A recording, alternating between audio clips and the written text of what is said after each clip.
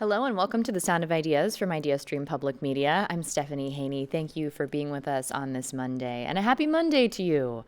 Now, thinking back to the counterculture movement of the late 1960s, you might be visualizing throngs of people marching through the streets during a protest, or maybe somewhat the opposite of that, large groups staging a sit-in somewhere. But one often forgotten aspect of the 60s are the hundreds of student-run newspapers that were published across the United States. Independent and underground papers that covered opposition to the Vietnam War, highlighted the civil rights movement, and on the lighter side, kept people in the know about upcoming concerts and album reviews, letting people really get inside that music scene. And although many of those papers only lasted a short while, Northeast Ohio was a hotbed for student-run newspapers in the 60s and the 70s. A historian who's looked into the topic says they played a crucial role in how the youth of the time made their voices heard, and in some cases, shaped future political and social callings. Today, we'll look back at these student underground newspapers and their legacy, and we want to hear your stories if you've got them. Maybe you were involved in a paper. Did you write for one? Maybe you just remember reading something as a young person. If so, you can send us an email at soi@ideastream.org or message us on Instagram. We're at The Sound of Ideas. Joining me now for this conversation, we have Dr. Aaron Fountain Jr. He's a historian who's worked with the Cleveland Restoration Society and is the author of the book High School Students Unite: Teen Activism, Education Reform, and FBI Surveillance in Post-War America. Aaron, welcome to The Sound of Ideas. Oh, thank you for inviting me. We appreciate it very much. We also have Lauren Baker joining us, calling in from Milwaukee. She did spend some time here in Northeast Ohio when she was younger. Lauren, thanks for joining us. I appreciate you inviting me. Thank you. Also calling in, we have Keith Hefner. He's the founder and executive director of the Youth Communication magazine and became involved with underground newspapers in the early 70s. Keith, thanks for being with us. Good morning. We do want to give a special shout out to multimedia producer here with IdeaStream Public Media, Igal Kaufman. It was Igal's story that inspired today's segment. We do have a link to that story on ideastream.org/SOI. We'll start the conversation with Aaron today. Aaron, tell us about your Cleveland connection and the work you did when you were here in town a few years back. Oh, yeah. So 6 months before I finished my doctoral dissertation, I got a public history fellowship at the Cleveland Restoration Society to work on the Cleveland's African American Civil Rights Trail. So I helped the Restoration Society install 10 historical markers around the city, create a website, do multimedia content creation, as well as conduct over 20 oral history interviews. And I did that. It was a 1 year job, but they liked me enough that they made it a permanent position. But I unfortunately left 3 months after because I accepted a job at the Smithsonian's National Museum of African American History and Culture. I thought it was too good to turn down. But I returned to Cleveland quite a bit, even from D.C., where I attended marker ceremonies as well as visited family and also my former coworkers. So that's kind of my brief connection to the city. And how did the work that you were doing there with the Cleveland Restoration Society lead into digging into underground newspapers, Aaron? So my doctoral research was already on high school student activism in the 60s and 70s, and I've largely have written about areas that I either lived or lived close to. So when I moved to Cleveland, I kind of realized, well, Rust Belt cities tend to highlight their immigration history, their industrial history, but not so much their radical history. So it made me wonder, well, what occurred in Cleveland? And of course, on the trail I have on a page, I do talk about the black student uprisings that occurred in Cleveland in 68 and 69. However, I did find that there were plenty, like across the country, many high school underground newspapers. Although, interestingly, most of them were based in the suburbs, not so much the city proper. I didn't see any until I went to an archive at Temple University, but of course, Lauren Baker had plenty that I never saw before that showed me that, oh, there were locations I didn't know about that had underground newspapers like Lake County and West Side suburbs and East Side suburbs. And when you think about, Aaron, the landscape of Northeast Ohio, how does that play into why there actually were opportunities for these kinds of newspapers underground to thrive here? I don't know wasn't something unique to Northeast Ohio but it was very prevalent. So normally, high school underground newspapers formed in response to censorship in school newspapers. So if a student wanted to write something about, the Vietnam War or sex education, they often would meet roadblocks. In fact, there's a quote in the book where I don't cite who said it, but it was a principal at a high school in Bay Village who said that the campus newspaper has to reflect the school. If they get a student who's talking about some radical ideas, and the parents are going to start knocking on their door and say, "Hey, what's going on at that school?" So, student realizing that, hey, there's a lot of administrative oversight on this. Students create their own underground papers, but also underground newspapers could also serve as the mouthpiece of an organization. So, a group called Heights SDS, like High School Students for a Democratic Society, which had chapters in East Cleveland, Shaker Heights, Cleveland Heights, and some other East Side suburbs. They published an underground newspaper called Alice Restaurants, which served as their mouthpiece. Unfortunately, I never got a chance to see that document, and the FBI file on that group has been destroyed, so I'll never know what it contains. When we think about that, and your book focuses on high school students, did you discover anything specifically in terms of the context of the politics of that time that were impacting people in that age range and motivating these underground papers at the high school level? Yeah, one thing I talk about in the book is the high school movement, which is a teenage-led education reform campaign. But more importantly, I go into the ideology of the high school movement. So in the 1960s, there is a record number of teenagers enrolled in high schools and also graduating, because prior to the 1960s, less than half of the adult population had a high school diploma. It just wasn't something you needed, wasn't required to get a good paying job. So as there's a record number of students in there, and there's these burgeoning social movements, civil rights, anti-war, that students start participating in, and of course they bring these partisan politics to campus and encounter repression. They start to form this ideology that I call high school student radicalism, which contains two aspects. The first is that students constitute an oppressed group analogous to poor people, minorities, and women. And second, that you could not truly reform high school society unless you first reform the high schools. So the underground newspapers was used as a, kind of like a catalyst to implement education reform, along a whole host of other efforts. But underground newspapers could also organize like mass actions and demonstrations and inform people about upcoming rallies and student rights campaigns. We do have some folks with us here for this conversation who were students in the 60s and 70s. Lauren Baker, your family spent time in Northeast Ohio during that time. Can you talk to us about what that was like for you growing up at that time and how politics and current events shaped your experience as a young person here? Sure, happy to. And I will say I'll do a little plug for Aaron's book because I've gotten most of my way through it, and he does a really great job of sort of describing the times and why we saw so much activism at the high school level. I have found it interesting and helped sort of ping some of my memories. But I did write for an underground newspaper that covered several suburban high schools in my area. I also wrote for my school newspaper. Some of the radical kids in my high school actually controlled the high school newspaper, and we did not face some of the censorship that I think occurred in other schools because of that. But, if you take a look at what was happening during that time in history, not only did you have this massive amount of baby boomers in school, this huge generation in high school, but you were also at a time when we truly believed that we could improve our lot. Income inequality was at the lowest that it has been in the late 60s, early 70s in much of U.S. history. We were in that sort of post-World War II boom. The social movements around us were, fighting for whatever piece of the pie or equality you could get for women, for people of color. All kinds of voices were being heard. And in high school, I think students still felt tremendously stifled. Our curriculum was, I looked back at some of the articles I wrote in high school. A lot of stuff about how irrelevant our curriculum was, how white it was.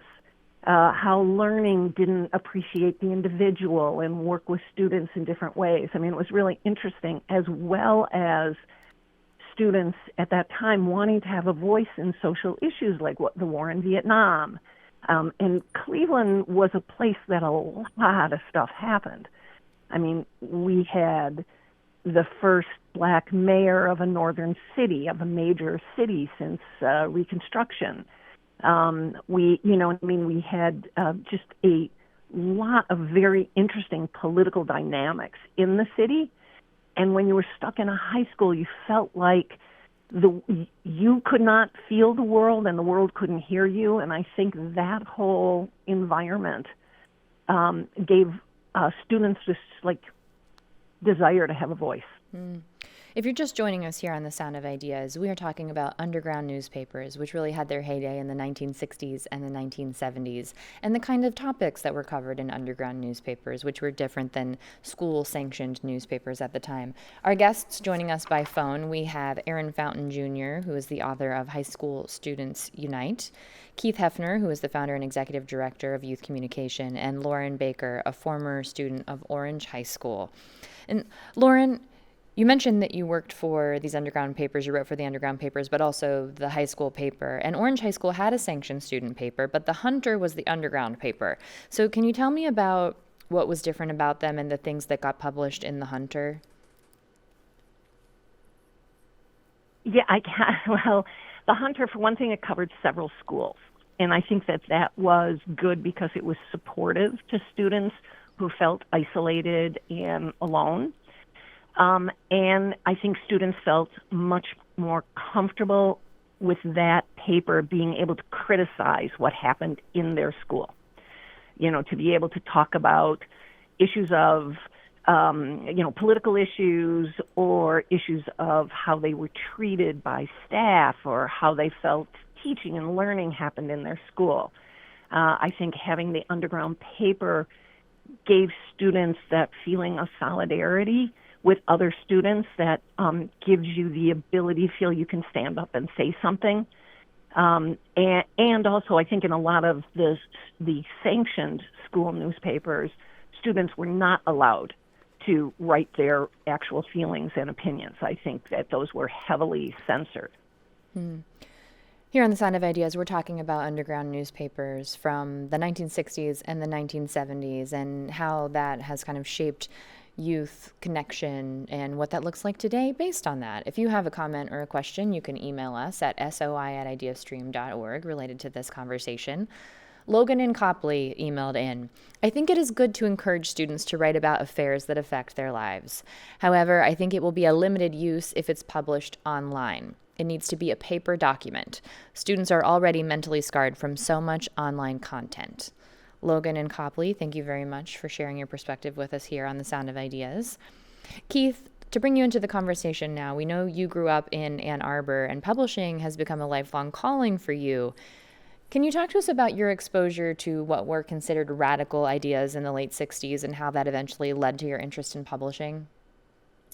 Yeah, and picking up, I think Lauren and I lived a parallel life. I was also the editor of my school newspaper and an underground newspaper.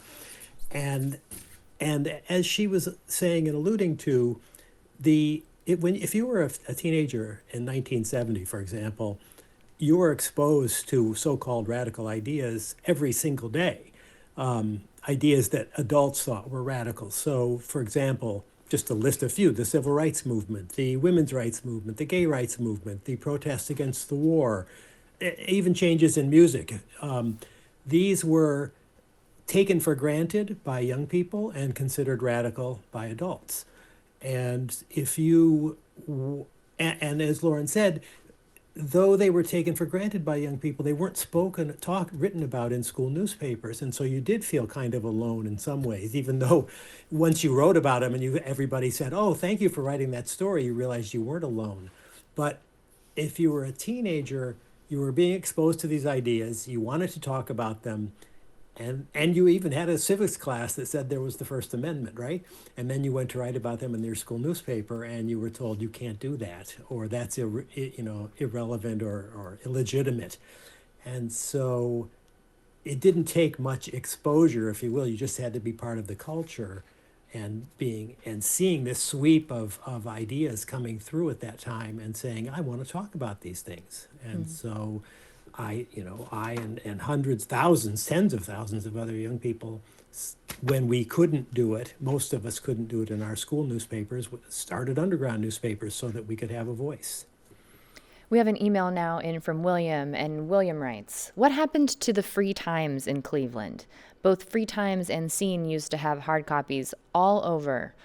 Is the Scene still printed?" The Scene is still printed, William. Thank you very much for emailing in. And that brings us to part of the conversation about what was printed here in Northeast Ohio. Our producer, Drew, talked to Fraser Havens. That's a Shaker Heights student who published Fresh Wind. And that was only for a couple issues. But Fraser told Drew that he was influenced by the Black Panthers and wrote about capitalism and social issues and civil rights. Aaron, can you talk to us about some of the papers that were published here in Northeast Ohio? Oh, yeah. So in the book, I have a list of over 1,000 high school underground newspapers. It's something I created merely out of curiosity, but then it helped me with FOIA requests. And I figured that I would put it in because generally, when scholars write about student activism, we tend to focus on like big cities, but we don't think about suburban areas and small towns. And the papers, they varied. There was like an underground paper called West Tech Truth, which was published on the west side of Cleveland that led to a few students being suspended and then contacted the ACLU in reaction to that. And then you have like Heights Free Press, which is published in some of the Heights suburb, Student Voice, and Fist. I haven't seen a whole lot of these publications, but they were pretty broad and pretty widespread. But trying to think of other publications I've seen. Open Forum, which is published like in Kent, a Revelation in Middle Heights. I should say, whenever I showed people this list, even if they never heard of publication, they're quite shocked that a publication existed at their schools, since many people might think that their schools might have been apathetic or apolitical, and were quite shocked that these appeared. So, but no, there were numerous. I should say in the list, if anybody gets a copy of the book and you look at the list, it will never be comprehensive because most high school underground newspapers appear for like one or two issues and disappeared. These are merely the ones I was able to find either in an archive or through looking through microfilm or digitized newspapers or talking to people. So we'll never know exactly how many existed, but those are like a few names that I've seen, but I haven't seen every single copy of them. Sure. And Aaron, in these papers, there was some original content, but a lot of the time there was republishing of content from other places. So can you tell us a little bit about how this helped bring ideas from other places, maybe like New York City, into places like Cleveland? Yeah, so many high school underground newspapers belong to a syndicate. Keith knows a lot about this because he worked on it. There are a few actually. In the book, I talk about the Cooperative High School Independent Press Syndicate. But one of the first ones was the High School Independent Press Service, published in New York City. And what syndicates did, they were pretty much a newspaper exchange. So not only would they collect newspapers and share them with subscribers, they also would republish articles. So if you live in Cleveland, you would pick up a high school underground newspaper that might talk about a student uprising occurring, say, like Portland, Oregon, or New Orleans, Louisiana. And what it did, it really eroded the sense of isolation and made students understand that they were part of something bigger. So they did not only republish articles, they also republished illustrations. The title of the book, High School Students Unite, comes from an illustration that first appeared in the High School Independent Press Service in New York City, which has like a white and a black student in a posture of solidarity with a fist, and the text on the bottom says High School Students Unite. And I've seen that illustration reprinted in underground newspapers from Lawrence, Kansas to Vancouver, British Columbia from 1969 all the way to 1979. And there's other cartoons too, like one with a bald-headed principal stepping on the neck of a student saying like there's nothing wrong at your high school. So it varied, but no, it really shows you just how interconnected this movement was. And even though some of these students did meet one another while in high school, largely through conferences, but even if they didn't meet each other in person, they at the very least were corresponding with one another through these high school underground newspapers. And Aaron, as you mentioned there, Keith, you did work for a syndicate. So can you talk to us about that experience and how that worked? Yeah, and Aaron mentioning those two illustrations, I know we reprinted both of them. We had a syndicate where young people who, if you publish an underground newspaper, you could send, say, 50 copies of it to us in Ann Arbor, and every month or so we would we had gotten 50 different newspapers in, we would collate them together and send them out so that everybody who had sent in a paper would see what everybody else was publishing. And again, like Lauren said, when you were protesting in these ways, while you weren't alone, you were made to feel alone and like you were some kind of an outlier. And the great thing about seeing what everyone else was doing was to realize that you weren't alone, that other young people had similar feelings and desires to make positive change. So that was the purpose of that process of the Cooperative High School Independent Press Syndicate, was to show young people that they weren't alone and that there were young people just like them all over the country protesting about the same issues. Here on The Sound of Ideas, we are talking about underground newspapers, and we're going to take a quick break now. When we come back from the break, we'll continue this discussion about student protest and underground papers. That'll be in just a moment.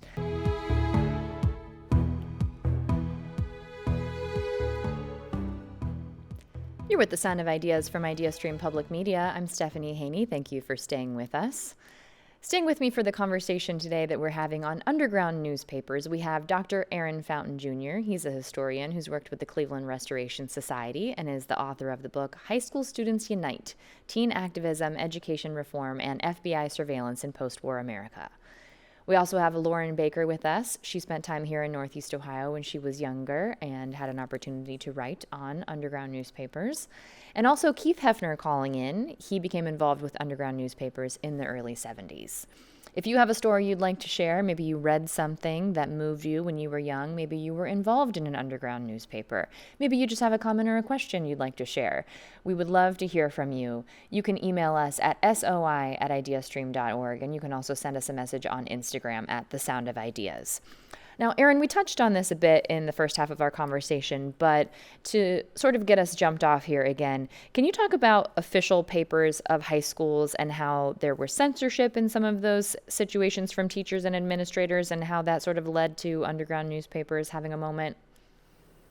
Oh yeah, so campus newspaper, like any school newspaper, they largely are going to talk about like student affairs, student activities. But when you live in an era that was so politicized, with so many concurrent social movements going on, with many students coming from politically active households or backgrounds, they eventually wanted to discuss various issues in school newspapers: the Vietnam War, civil rights, sex education, you name it. However, because these papers had a strong administrative oversight, they often were censored, leading students to publish their own high school underground newspapers. And it had various titles. A lot of times they would play on the name of the campus newspaper, and they also could sometimes serve as a mouthpiece for a high school independent student organization formed by like students off campus. And Keith, what did bigger magazines and periodicals like Rolling Stone, Cream, or The Village Voice have to do with the underground student newspaper movement? Were they instrumental in shaping what we were seeing from young people? They were a part of the scene in that high school underground newspaper editors read those publications and were inspired by them to some extent. But at the same time, school newspapers were the high school independent press movement was pretty separate from that.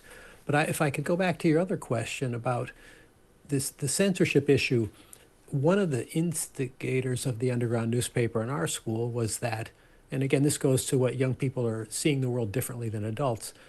The football coach at our school was preventing a black student from becoming the quarterback of the team, which was common in those days. And it was an open secret, but for young people, it was considered to be a problem. And the school newspaper wrote about it. And the principal, when that paper came back from the printer, locked it in the school safe and refused to distribute it. And there was a protest, and it was eventually distributed. But it was that kind of censorship that was infuriating to young people that led them to want to start newspapers where they could have their own voices and really talk about what was going on in the school, not just with the official story.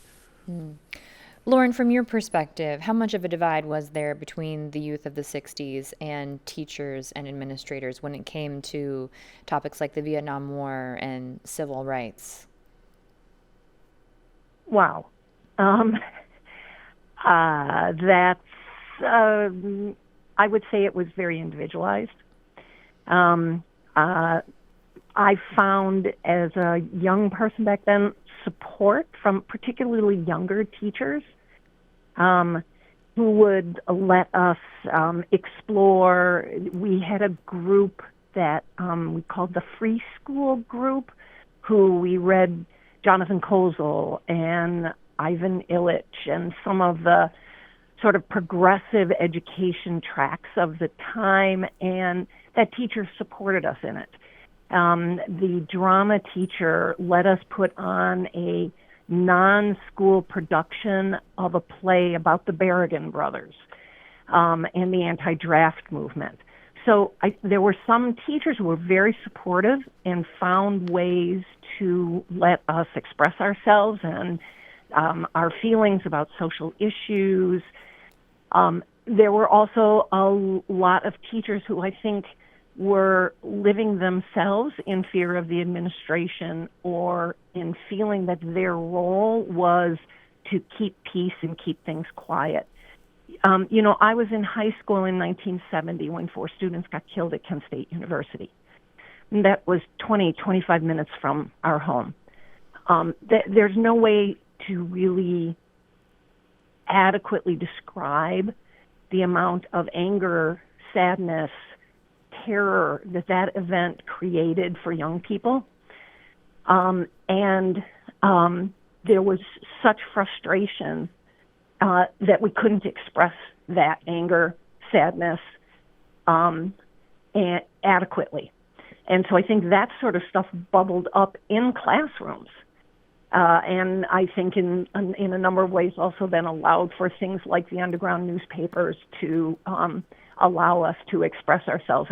I will have to say also, there was a radio show in Cleveland on student rights that appeared twice a week, I think, on WMMS. And students were always on that, expressing a lot of those sentiments as well. We have an email now in from Mark, and Mark has several questions here, and I'll try to boil it down here. Mark writes, in today's society, you need independent news more than ever, but there are 2 key factors that come into play. Mark writes about financing and also staffing. So the first question from Mark is related to financing. Mark asks, how do you keep independent news running in these tough economic times? Keith, do you have any insight on that? I wish I did. Yeah, I mean, we can see that the old model of advertising supported media is broken. And there's the public radio model of individuals and foundations, and then there's the Jeff Bezos model, which was sort of good until it wasn't. But I don't think anybody has found a solution to that problem. And the second part of that, Keith, I'll stay with you for this, is about staffing. Mark asks how you find a loyal staff that's willing to operate on a shoestring budget. Any insight there?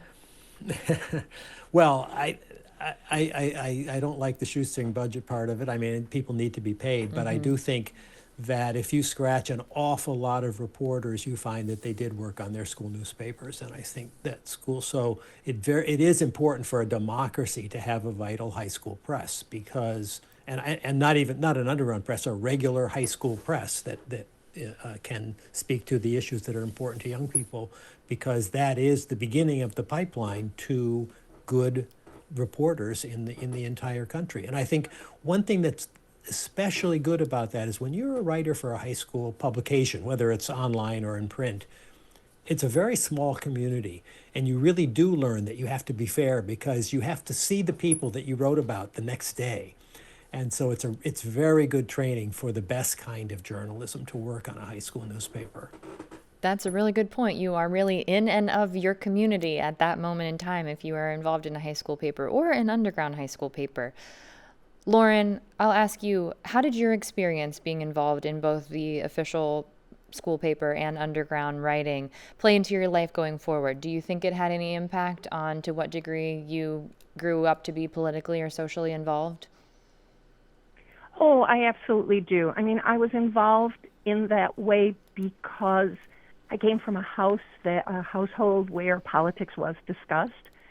And I think that's reflected some in Erin's book as well, that, a number of students came from households where conversations were happening, and so I got involved in things in high school as well. But that carried on, and I had a very brief college experience, but I did become a student organizer in college. And then I have continued as a community organizer and labor organizer for most of my life. My last job that I retired from, I worked for the teachers union at the Milwaukee Public Schools. So I think that those formative years, when I was able to sort of work with others and feel a part of a sort of collective experience where we could express ourselves, certainly empowered me to do some of the things I've done in my life. Here on The Sound of Ideas, we're talking about underground newspapers and student protest, particularly in the 1960s and the 1970s. We have an email in from Mark. And Aaron, I'll direct this statement to you for your continued thoughts on it. Mark writes, with freedom of speech under attack, sadly, the people need to go underground to get their voice out like they did in the past. And Aaron, in your research and your writing about high school students and activism, are you finding that there is a feeling that people do need to go underground to get their voice out? I can't speak on now, but I will definitely say in the book, you do find that students want a more democratized school paper. So the Underground Press, it was an alternative, but it wasn't like, supposed to be permanent. It was really trying to hope to inspire changes among official school papers. In fact, they proliferated so much that there were national or regional conferences of student journalists, and they would often comment on the high school underground press, and it would even influence them to try to fight for more like liberty on what to write about. So even people who didn't write in these publications were still somewhat inspired by them or somewhat motivated by them to enact some kind of change. So now I say the underground papers, most of them last for like one or two issues. I think the longest lasts for like 3 years, but it was always supposed to inspire change in official communication lines. As we start to wrap things up here, I do want to ask you before we go, Aaron, you said you had moved on to a position with the Smithsonian, and you recently wrote an article for Smithsonian Magazine tied to this topic about how parents collaborated with the FBI to spy on their rebellious teens during the 1960s. Can you tell us a little bit more about that and how people can find it? Oh, yeah. So the article came out in November, and it's from chapter 10 of the book, where I look at the role parents play in FBI surveillance. And to tie this to high school underground newspapers, many of these publications had FBI files, and all it took was a student to come home one day with one of these publications, a parent to notice it, ask the kid, what is this? And the kid could either tell them or not. And unknowingly, the parent would then contact the FBI to express their concern that their children is being indoctrinated by some sinister outside forces. And some parents were not as discreet. In fact, there's an example from Chesterland, Ohio, where a kid receives a publication called FPS, which is published by Youth Liberation CHIPS, Cooperative High School Independent Press Service. And his father sees it and invites an FBI agent to the home to interrogate the boy in front of him. Ooh. And I don't know whether the boy was afraid or was honest or whatnot, but he said that he had no idea how he got this publication. Wow, interesting. Okay, Keith, what do you think about social media today? Do you think that social media is kind of filling the space of underground papers of the past? No, it is in one way, in that if you're a member of a minority group. I mean, minority being like if you're a gay kid or something like that, you're not going to feel alone anymore because you can find your people on social media. So that's good and that's important. But no, it doesn't. All right. So most of the high schools today that have school newspapers, at least in New York City where I work, the newspapers are online, and they're done through Instagram, they're done through TikTok, they're done through websites, they're done through websites and social media. And on the one hand, that's fine, but on the other hand, I talk with a lot of these kids, and one of my questions is, well, what's the response to your magazines or your publications? And they don't know. And the advantage, the ones who do it in print have the same advantage I used to have, which is when you do a print publication and you pass it out in the cafeteria and then you walk around, you see what everyone is reading or not reading and talking about. And so ironically, social media is not social in the same way that print was. So It's, it has its advantages, but it certainly has the biggest disadvantage is that it's not very social as a reading experience. Well, I want to thank our panelists for being part of the conversation today. Dr. Aaron Fountain Jr., a historian and author of the book High School Students Unite: Teen Activism, Education Reform, and FBI Surveillance in Post-War America. Aaron, thanks for being with us today. Thank you very much. Also, Lauren Baker, who called in from Milwaukee today and spent some time here in Northeast Ohio when she was younger. Lauren, thanks for being here. Thank you.